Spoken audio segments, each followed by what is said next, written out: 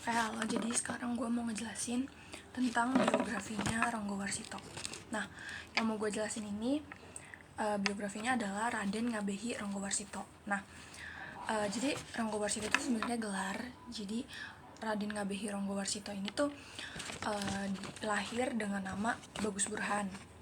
Nah, Bagus Burhan ini lahir di Surakarta tanggal 14 Maret tahun 1802. Nah, dari keturunannya, Bagus Burhan ini tuh dari ayahnya ini ada keturunan kerajaan Majapahit. Nah, ayahnya ini itu namanya Ranggawarsita. Terus ayahnya lagi itu namanya dikenal sebagai Ranggawarsita I. Nah, dengan nama atau yang lebih dikenal lagi itu dengan Raden Tumenggung Sasranagara. Nah, jadi si Bagus Burhan ini dari kecil itu dikasih atau dia tuh tinggal sama kakeknya, sama Raden Tumenggung ini. Nah, terus pas dia dari umur 4 tahun itu dia dititipin atau dia tuh diajarin sama orang yang namanya Kitanujaya. Nah, dia nih kayak ahli dalam sastra, budaya, segala macam. Terus belajarlah dari umur 4 tahun sampai akhirnya pas dia umur 12 tahun, kakeknya si Bagus Burhan atau Raden Tumenggung ini nyuruh si Bagus Burhan ini ke pesantren. Nah, nama pesantrennya itu Gerbang Tinatar. Ini tuh ada di Tegal Sari, Ponorogo, Jawa Timur. Nah, yang punya ini atau yang ngajarin di pesantren ini itu Kiai Ageng Kasan Besari.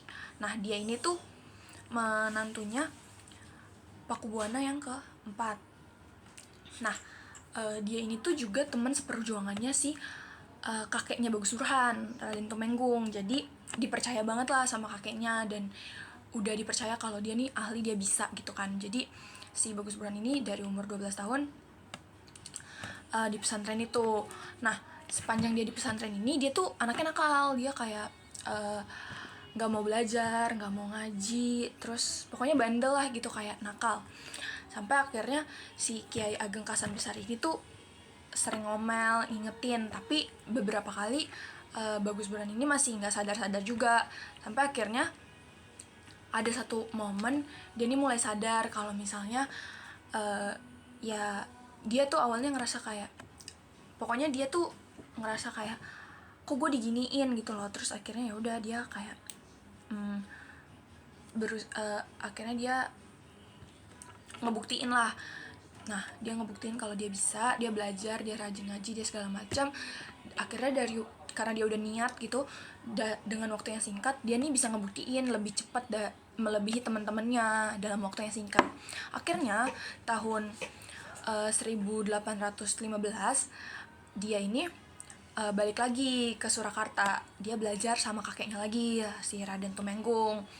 Dia belajar seni, budaya, kesusastraan Jawa, segala macam sama kakeknya sendiri. Akhirnya kakeknya nih nyuruh dia ke Panembahan Buminata. Nah, dia belajar di situ sampai akhirnya dia nikah sama Raden Ajeng Gombak. Nah, dia udah nikah, beberapa hari setelah pernikahan dia izin nih, dia mau mencari ilmu lagi lah. Dia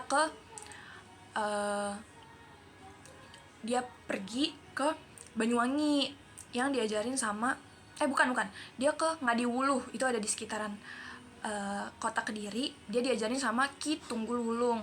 Abis itu sama Ki Tunggul Wulung ini disuruh ke Banyuwangi belajar. Akhirnya dia belajar lagi ke Banyuwangi, diajarin sama Ki Hajar Wirakanta. Terus gak lama disuruh ke Bali, diajarin sama Ki Hajar Sidalaku. Nah, udah belajar terus sampai akhirnya tanggal 28 dia balik lagi kan, dia ke Surakarta lagi. Habis itu tanggal 28 Oktober 1822 dia ini dapat gelar jadi abdi dalam Carik Keputihan. Nah, pas Raja Pakubuwananya ini ganti jadi Pakubuwana ke-6, dia naik jabatan, dia jadi Mantri Carik Kadipatan Anom. Nah, abis itu tahun 1844 itu dia ngegantiin ayahnya jadi Abdi Palem Sadasa. Nah, abis itu pas udah pas tahun 1845 kakeknya meninggal, dia akhirnya gelarnya itu jadi Kiwon Charik. Nah, sepanjang hidupnya ini dia juga bikin banyak karya lah, kayak Serat Kalatida, Jakalodang, Jayambaya, dan masih banyak lagi. Sampai akhirnya dia dia meninggal pada tahun 1873 setelah dia menulis karya, dia nulis tanggal kematiannya dia sendiri gitu.